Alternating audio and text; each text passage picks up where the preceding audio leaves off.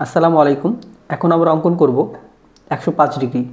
105 degree কোণ অঙ্কন করার জন্য যে কোনো একটি রশ্মি নিতে হবে।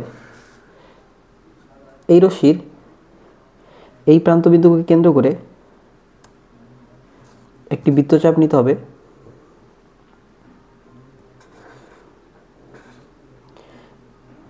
ওই একই চাপে এই বিন্দুকে কেন্দ্র করে কাটলে পাওয়া যাবে 60 ডিগ্রি।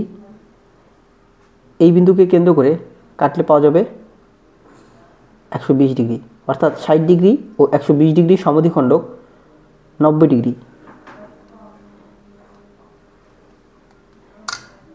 এই বিন্দু ও এই বিন্দুকে কেন্দ্র করে বর্ধিত করলে পাওয়া যাবে কাঙ্ক্ষিত 90 ডিগ্রি, অর্থাৎ 90 এবং 120 এর সমদ্বিখণ্ডক 15 ডিগ্রি।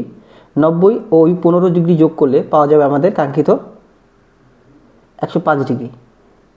যে কোনো একটি চাপ নিয়ে এই বিন্দুকে কেন্দ্র করে এবং ওই একই চাপ নিয়ে এই বিন্দুকে কেন্দ্র করে কাটলে পাওয়া যাবে